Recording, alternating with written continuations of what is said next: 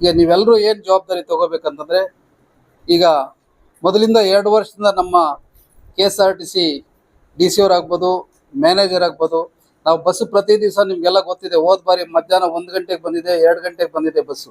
ಬೆಳಿಗ್ಗೆ ರೂಟ್ ಕಳಿಸ್ಬಿಟ್ಟು ಆಮೇಲೆ ಬಸ್ ಕೊಡ್ತಾಯಿದ್ರು.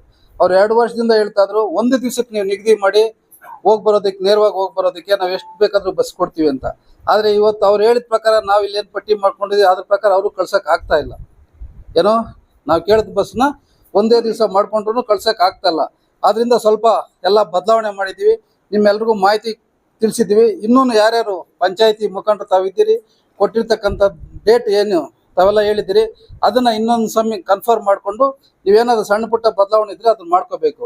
ಅದ್ರ ಜೊತೆಗೆ ನೀವು ಯಾರು ಇವತ್ತು ನಿಮ್ಮ ಗ್ರಾಮಗಳಲ್ಲಿ ಯಾರ್ಯಾರು ಮಾಲೆ ಹಾಕ್ಕೊಂಡಿದ್ದಾರೆ ಅಲ್ಲಿಗೆ ಹೋಗ್ಲಿಕ್ಕೆ, ಅವ್ರಿಗೆಲ್ಲ ಹೇಳಬೇಕು, ನೀವು ಮುಂಚಿನ ದಿವಸನೇ ಏನು ಇರುಮುಡಿ ವ್ಯವಸ್ಥೆ ಇದೆ ಅದು ಒಂದು ದಿವಸ ಮುಂಚೆನೇ ಮಾಡಿಕೊಂಡು ಬೆಳಿಗ್ಗೆನೇ ಬಿಡಬೇಕು. ಬಸ್ಸು ಏನು ಬರ್ತದೆ ಬಂದ ತಕ್ಷಣ ನೀವು ಬಿಡಬೇಕು. ನೇರವಾಗಿ ಹೋಗಿ ನೀವು ದರ್ಶನ ಮಾಡಿಕೊಂಡು ಮತ್ತೆ ವಾಪಸ್ ಬರಬೇಕು. ಇಲ್ಲ ಅಂತಂದರೆ ನೀವೇನಾದರೂ ತಡ ಆಯ್ತಂದರೆ ಡ್ರೈವರ್ ಅಲ್ಲೇ ಬಿಟ್ಟು ಬರ್ತಾನೆ. ಯಾಕಂದರೆ ಅವನ ಕೈಯಿಂದ ಕೊಡಬೇಕಾಗ್ತದೆ. ನಾವೇನು ಬಸ್ಸಿಗೆ ದುಡ್ಡು ಕಟ್ಟಿದ್ದೀವಿ ಅದು 500 ಕಿಲೋಮೀಟ್ರಿಗೆ ನಾವು ಏನು ಕಟ್ತಾ ಇದ್ವಿ.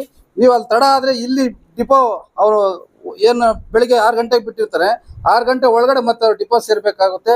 ಅದರಿಂದ ಯಾವುದೇ ರೀತಿ ಇದಕ್ಕೆ ಅವಕಾಶ ಆಗ್ದಂಗೆ ತಾವೇನು ಮುಖಂಡಿದ್ದೀರಿ ತಾವೆಲ್ಲರೂ ಆ ಒಂದು ಜವಾಬ್ದಾರಿನ ತಗೊಂಡು ಎಲ್ರಿಗೂ ಈಗಲೇ ಹೇಳಿ, ಯಾವ್ಯಾರು ಮಾಲುದಾರಗಳಿದ್ದಾರೆ ಅವರೆಲ್ರಿಗೂ ಒಂದು ದಿವಸದ ಮುಂಚಿತವಾಗಿ ನೀವು ಏನು ಇರುಮುಡಿದೆ ಅದನ್ನು ವ್ಯವಸ್ಥೆ ಮಾಡಿಕೊಂಡ್ರೆ ಬಸ್ಸು ಅತಿ ಬೇಗನೆ ಬರೋದಕ್ಕೆ ನಾವೆಲ್ಲ ವ್ಯವಸ್ಥೆ ಮಾಡಿಕೊಡ್ತೀವಿ.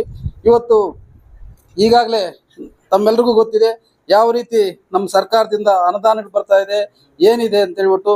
ನಮ್ಮ ಶಾಸಕರು ಯಾವುದೇ ಅನುದಾನ ಇಲ್ಲ, ಯಾವುದೇ ಇದಿಲ್ದಿದ್ರು ಕೂಡ ಅವರು ಏನು ನಮಗೆ ಮಾತು ಕೊಟ್ಟಿದ್ದಾರೆ ಅದರಂತೆ ಇವತ್ತು ಅವರ ಒಂದು ದುಡಿಮೆಯಿಂದ ಇವತ್ತು ನಮಗೆ ಇದನ್ನೆಲ್ಲ ವ್ಯವಸ್ಥೆ ಮಾಡಿಕೊಟ್ಟಿದ್ದಾರೆ.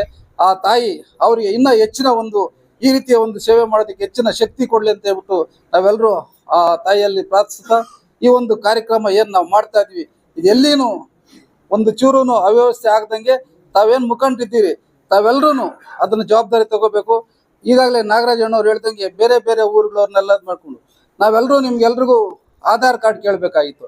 ಆದರೆ ಅದೆಲ್ಲ ಮುಖಂಡರಿಗೆ ನಾವು ಅವಮಾನ ಮಾಡ್ದಂಗೆ. ಏನೋ ನೀವು ಎಲ್ರದ್ದು ಆಧಾರ್ ಕಾರ್ಡ್ ಯಾರ್ಯಾರು ಹೋಗ್ತೀರಿ ಅವ್ರದ್ದು ಆಧಾರ್ ಕಾರ್ಡ್ ಕೊಡಿ, ಇದನ್ನೇ ಮಾಡಿ ಅಂತಂದರೆ ನಿಮ್ಮ ಮುಖಂಡರಿಗೆಲ್ಲ ನಿಮ್ಮ ಮೇಲೆ ನಂಬಿಕೆ ಇಲ್ದಂಗೆ.